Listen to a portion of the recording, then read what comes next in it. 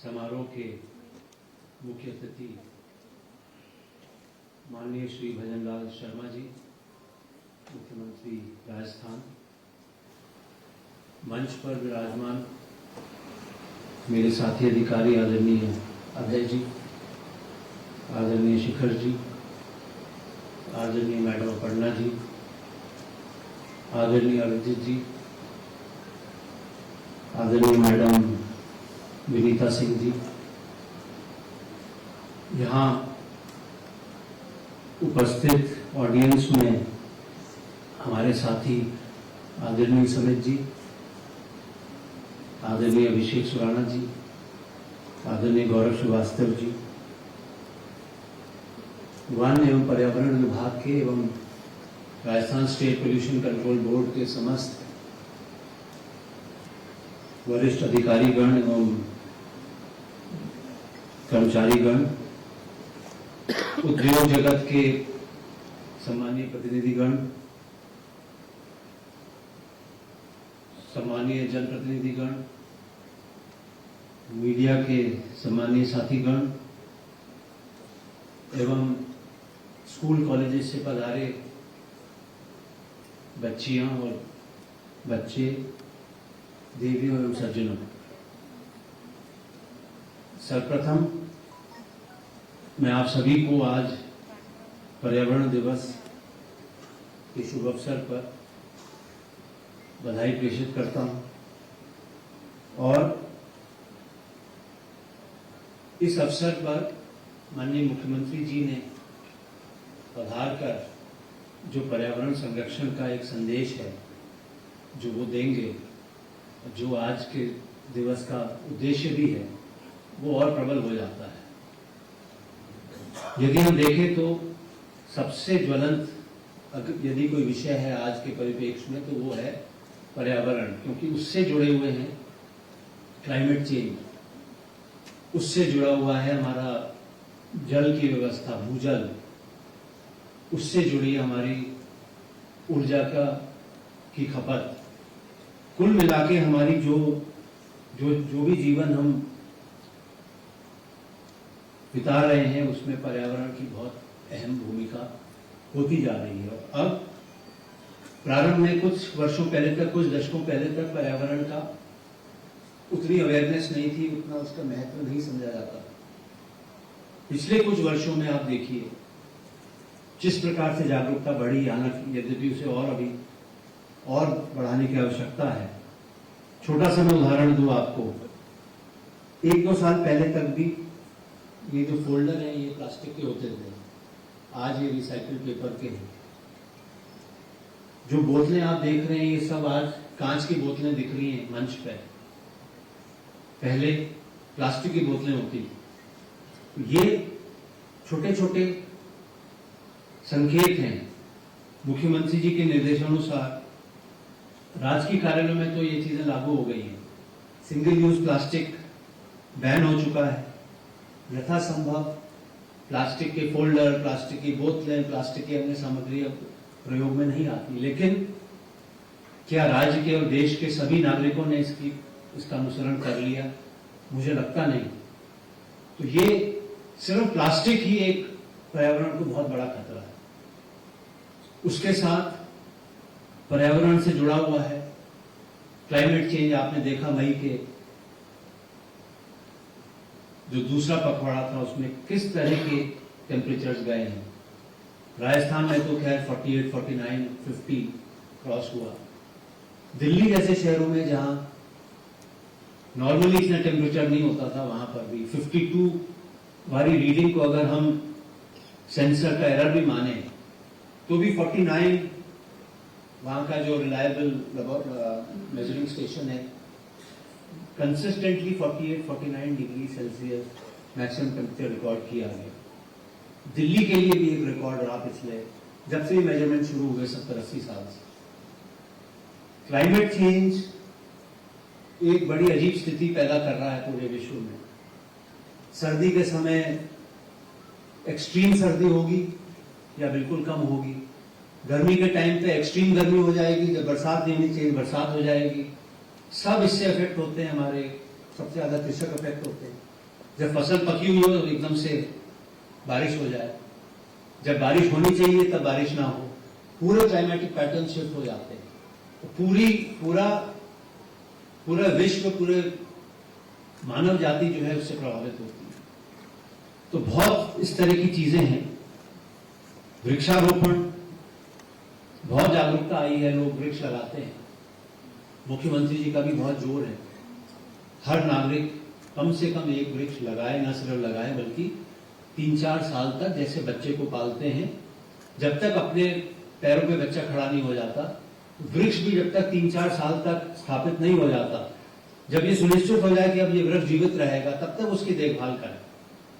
तो वो जन आंदोलन के रूप में हर नागरिक जुड़ेगा, सरकारी व्यवस्था तो चलेगी।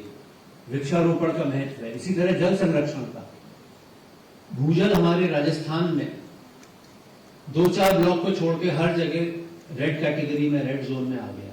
इतना अत्यधिक दोहन भूजल का हुआ है। आप सब जिस भी गांव क्षेत्र में रहते हैं, जहां अगर आपने देखा होगा 2-3 साल पहले तक जहां 300 फीट पे पानी था, आज वहां 500 फीट पे चले गए।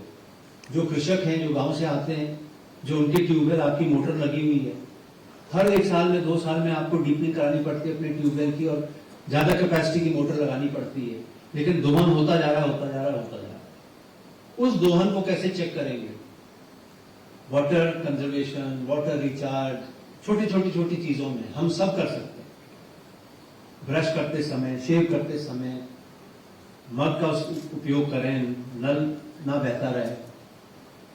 शावर का उपयोग करने में 3 गुना ज्यादा पानी खर्च होता है बाल्टी के उपयोग से। बड़ी बिल्डिंग में, होटल्स में बड़े लॉन्स होते हैं, उसमें पोर्टेबल वाटर, जो पीने योग्य पानी है, उसको लॉन्च को मेंटेनेंस में या हमारे गार्डन्स को मेंटेनेंस में ना लगाएं। रिसाइकिल वाटर यूज करें, रिसाइकिल प्रोडक्ट्स यूज करें। प्लास्टिक का भी आजकल वेस्ट रिसाइकिल होके कपड़े बनते हैं, कई चीजें बनती हैं, कंटेनर्स बनते हैं जिसमें आप सामग्री रख सकें। लेकिन प्लास्टिक, वो तो क्योंकि प्लास्टिक सिस्टम में आ चुका है, इको सिस्टम में, और वो नष्ट नहीं होता स्वतः ही, उसको सैकड़ों हजारों साल लगेंगे उसको डिग्रेड होने में। तो जो प्लास्टिक सिस्टम में आ चुका, उसके इनोवेटिव यूजेस लोगों ने ढूंढे हुए। यही मैंने एक सीकर में के आसपास एक प्लांट देखा था कुछ साल पहले, जहां प्लास्टिक वेस्ट को रिसाइकिल करके वो यार्न बनाते हैं, कपड़ा बनाते हैं, वो कपड़ा यूज होता है। बड़ी कंपनियां आजकल प्लास्टिक रिसाइकिल वेस्ट से अलग प्रोडक्ट्स बनाते हैं। लेकिन प्लास्टिक वेस्ट इकोसिस्टम में आने क्यों दिया जाए? किस तरह से हम सब्स्टिट्यूट ढूंढ सकते हैं? प्लास्टिक के ग्लास आपने देखा होगा, पहले स्टेशन वगैरह में प्लास्टिक के ग्लास में पानी, चाय वगैरह मिलती थी, वो पेपर कप्स हो गए। तो धीरे करके आप, हर एक नागरिक हर एक स्तर पे कुछ न कुछ ऐसे कदम उठा सकता है जिससे पर्यावरण की रक्षा, वृक्षारोपण, जल संरक्षण, जल बचाओ, ये सब लिंक्ड हैं आपस में। आज कुछ साल पहले जो नदियों में हमेशा पानी रहता था, वो आप 6 महीने सूखी रहती हैं, कुएं सूख जाते हैं। पर्यावरण, ये सब मैं बहुत ब्रॉडर उसमें ले गया, लेकिन ये सब चीजें लिंक्ड हैं। इसी तरह पोल्यूशन की बात है। अभी बहुत अच्छा air pollution forecasting system launch किया डॉक्टर गौरव ने, उन्होंने बनाया। बहुत अच्छी बात है, पोल्यूशन कंट्रोल बोर्ड बधाई का पात्र है कि उन्होंने इस बारे में सोचा, क्योंकि पोल्यूशन हो जाता है। देखा होगा आपने, दिवाली वगैरह में पोल्यूशन होता है, ग्रेडेड रिस्पॉन्स एक्शन प्लान होते हैं। ये स्थिति आएगी तो ये चीजें बंद होंगी, ये स्थिति आएगी तो इंडस्ट्री बंद होंगी, ये आएगी तो कंस्ट्रक्शन बंद हो जाएगा। तो उसको फोरकास्ट अगर कर लें, पहले से ही पता लग जाए, जब पोल्यूशन बढ़ेगा 3 दिन पहले पता लग जाएगा, तो स्कूलों को बंद कर देंगे। क्योंकि एयर पोल्यूशन या तो वाहनों से होगा, या जो धूल धक्कड़ चलता है उससे होगा, या कंस्ट्रक्शन में जो मटेरियल उड़ता है उससे होगा, या 3-4 चीजें हैं उससे, जो कण होते हैं PM 2.5 कहें, PM 10 कहें, उसकी वजह से होते हैं। पहले से यदि पता लग जाए तो उसको कंटेन करने के लिए मेजर्स ले सकते हैं। पोल्यूशन कंट्रोल बोर्ड ने पहल करके ये आज बहुत अच्छा इवेंट आयोजित किया। और जो स्टडीज लॉन्च करी, अर्ली वार्निंग फोरकास्टिंग सिस्टम तो है, फिर report on source apportionment and emission inventory for Alwar, इसी की कोटा की जो IIT जोधपुर ने बनाई। तो ये दोनों बहुत इंपॉर्टेंट स्टडीज हैं, इनको शेयर करना चाहिए कंसर्न स्टेक होल्डर से, ताकि इस स्टडी की रिपोर्ट तो बन गई, स्टडी हो गई, इसका आगे उपयोग कैसे हो वो बहुत आवश्यक है। और इस अवसर पर और ज्यादा ना कहते हुए हमारे मुख्यमंत्री जी आपको बताएंगे कि सरकार में किस किस तरह की इस दिशा में चिंतन चल रहा है, क्या पहल हो रही है। तो मैं पुनः Rajasthan state pollution control board को, department of environment, forest and climate change को और पोल्यूशन कंट्रोल बोर्ड के अध्यक्ष श्री शिखर जी को और पोल्यूशन कंट्रोल बोर्ड की पूरी टीम, सभी ऑफिसर स्टाफ को बहुत बहुत शुभकामनाएं देता हूं कि आपने बहुत अल्प अवधि में इतना बढ़िया कार्यक्रम आयोजित किया, इसमें इतनी सारी एक्टिविटीज हुई और निश्चित रूप से पर्यावरण के बारे में जो जागरूकता सभी नागरिकों में होनी आवश्यक है, उस क्षेत्र में ये एक बहुत महत्वपूर्ण कड़ी रहेगी आज का कार्यक्रम। और पुनः आप सबको शुभकामनाएं प्रेषित करते हुए मैं अपनी बात समाप्त करता हूं। धन्यवाद। जय हिंद।